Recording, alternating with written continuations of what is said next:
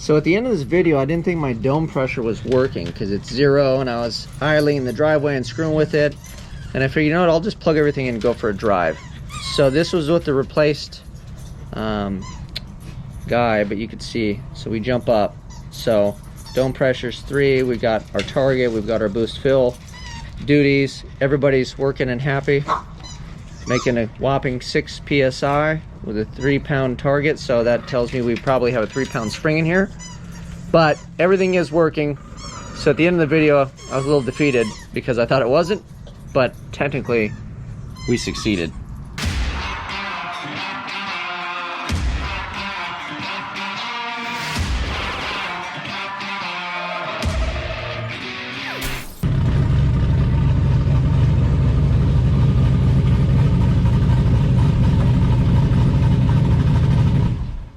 What is up, everybody? Welcome to the Burndown YouTube channel. We're gonna hopefully wrap up a couple little things on this, and then she should be roadworthy race ready.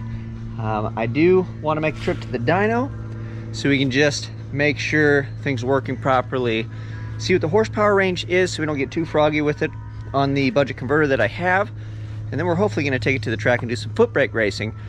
And then I've got more ambitious goals after that, but one step at a time. So for today's fun, I took a trip early this morning, went over to CarTech, and I bought some materials. We're going to take the sway bar end link off, the remaining one. If you followed along long enough, you know that one fell off during race week. So we'll take the remaining one off, and then I'm going to make a new set, and then we'll put those on. And then I've got to make a remote pressure sensor deal for my wastegate.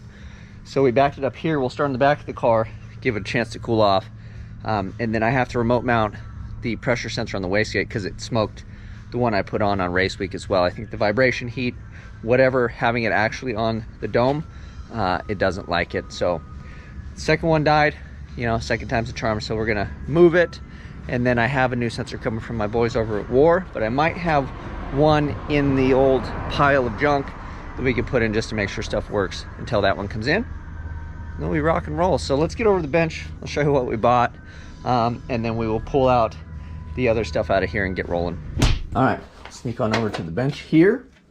These are the fancy schmancy parts that I bought from CarTech this morning, and they don't sell DOM, so they got me for a foot of chromoly.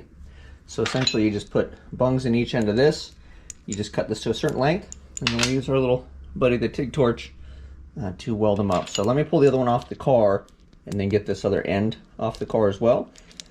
And then we should have everything we need. We just have to basically cut this, 2 sections out of that, weld in a couple bungs, and then we'll have to crawl underneath, and the sway bars all cattywampus and stuff. So we'll see what we can do about straightening that thing back out, putting it back in the car, and then we won't even hook it up because apparently you don't want to drive around the street with that thing hooked up anyway. But we'll have the M-bar link so when we do go to the track, we're not riding all crooked like that. So let me pull the rest of the junk out of there. We'll cut it down and weld some junk up.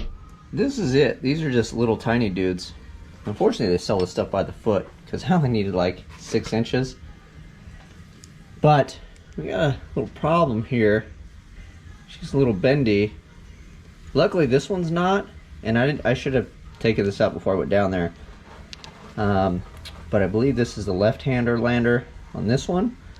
So I'll see if I have a jam nut. I should have a jam nut for that. If not, I've got a standard nut. So we'll see. But other than that, everything else is in decent shape. So let's take this apart, and then we can size this and cut off a couple inches and make it happen. So I'll show you what we look like before we stick it together. But yeah, this was megged and it held up. Man, she's ugly, but let's see if we can do a little bit better today. It's just a fun project. One of these things is not like the other. So it came out, but it's bent. And since we're going through the trouble, I'm gonna go back to the store and spend more money and I'll just get new Heims. There's no point going through all the effort and then putting this janky thing back in.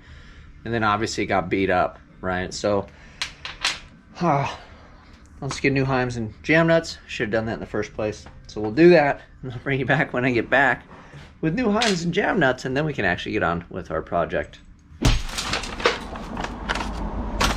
All right, half of a day later, and I may have just lost a new jam nut, but we are back on track. So now we've got new heims all the way around and new stock. So basically we'll just use this guy kind of as a measurement and put it back together, I guess, and we will make new ones. So luckily it's easy, just a couple little nubby guys. We're off to the races. But man, when you're building stuff, it's funny because you just waste so much time if you don't have all the stuff. So it's a good lesson. If you're gonna do something like this, just do the whole thing. Don't try to be cheap like me. Save a couple dollars and basically waste your whole day and still have to go buy the stuff anyway. We got our little guys prepped, and then the one with the stripe versus the one without. Left hand, right hand.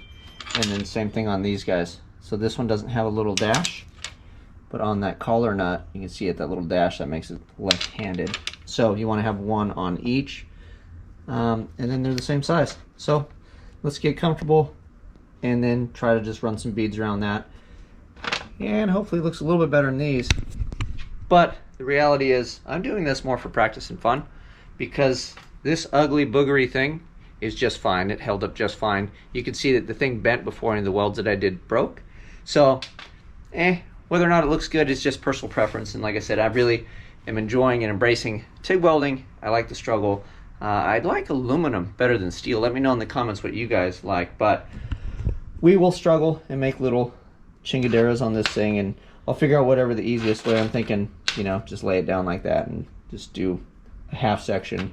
Probably do it in like 3 shots or so. So, let's go. No sleep till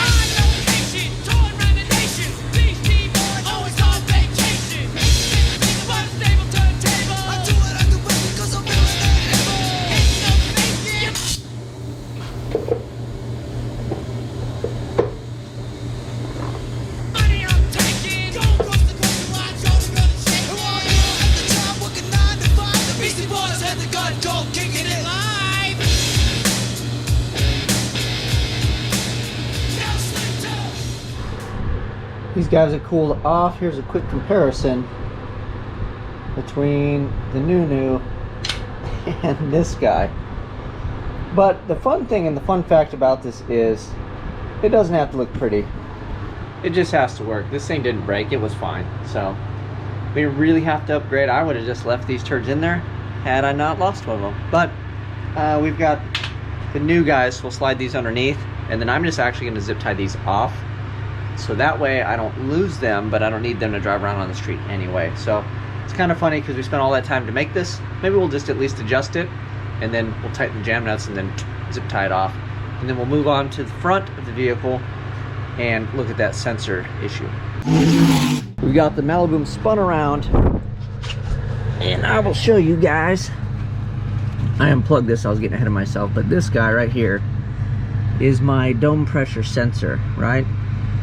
So I've always run them like this and I haven't had issues, but this hot side is all hard mounted, right? So I feel like there's a lot more vibration, and then this is kind of angled down, so maybe it's catching moisture, or maybe it's just because I have cheap junk sensors. But this is the second one that has died, so you keep repeating it, it's just gonna, I feel like it's gonna keep doing it. So I think what we're gonna do is I'll just put a little dude like that in there, and then we'll have to see what we can do on this side of the sensor. I gotta see what I have for fittings, because this is just a straight up like MPT. So hopefully I have something to capture that to go to AN. If not, we can't really do much. But my plan was just to make a guy like this and just loop it around like a couple times. I think I could come out and like do some tight loops, or I could just loop all the way around that.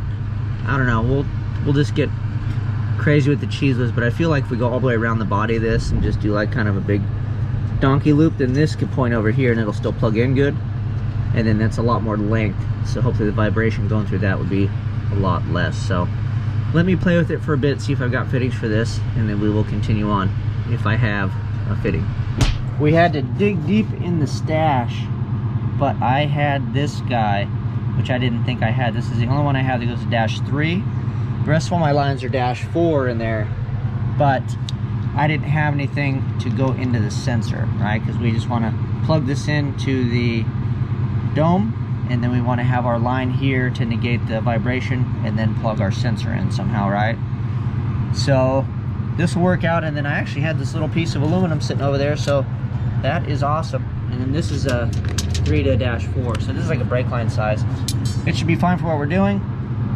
And the other alternative I thought I was going to have to do was cut this thing down and then basically make the end of this a -4, because I have a lot of -4 stuff. But I found this. I think this is going to be easier just to make this, and we will have at it. So let me mess with this thing, and I'll bring you guys back and show you what kind of contraption we come up with. We got this bad boy done and installed. It's just a little spring looking guy, and the sensor's up there, and it all plugs in, and then this just isolates the vibration from the dome itself. So that is that. I will fire up the car, check the data log, make sure it's looking for and reading dome pressure, and then we'll call it a win. I did put a used sensor in, so like I said, I think it killed the other one, but I also went over my settings, so I have boost versus time. So I think that may be an issue as well, but let's just triple check that everything's, we'll see if this sensor is good, I should say. But regardless, that little isolator thing is probably going to help those sensors live anyway. It gets it away from the heat, gets away from some of the vibrations. So I'm just going to pretend that that was the fix regardless of settings in my tune, right? We'll fire it up, I'll look at it, and I'll show you guys if the thing's working or not. One last thing before we go, and just completely have to wait for our sensor. I'm going to test the circuit. So this is a TPS, and you just pull a little white dude that's in there out, and we're going to plug this in, and then I can modulate this just to make sure that the dome pressure is actually reading, that it's not some other stupid issue with like my wires or something, because I did extend those and put them there, and they did work, and they should work. But this will give me peace of mind that 2 sensors back to back were trash.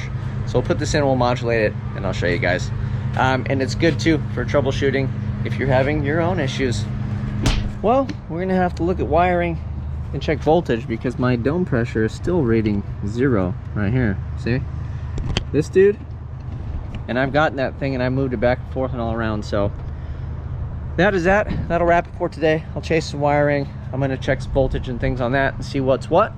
But you know, maybe I just screwed myself and we'll have to fix it.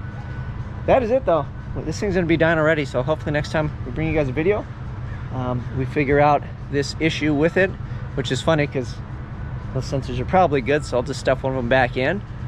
We'll start bugging my buddy KP, and then we'll go put this thing on the rollers, and we need to make sure that the power is in line with the budget converter that is in here and the stock transmission, and we'll see what kind of power we make. And we'll extrapolate numbers and go have some fun foot braking from there. You guys know what to do. Thank you for watching. You know, it's always something with race cars, isn't it? I'm out. You too, boy, if you're with me. The police are gonna have to come and get me off your ass. That's how I'm going out. For the pump mother, they're showing out. When I'm in your neighborhood, you better duck, 'cause I skew this crazy ass. As I leave, believe I'm something. I'm coming straight out of call.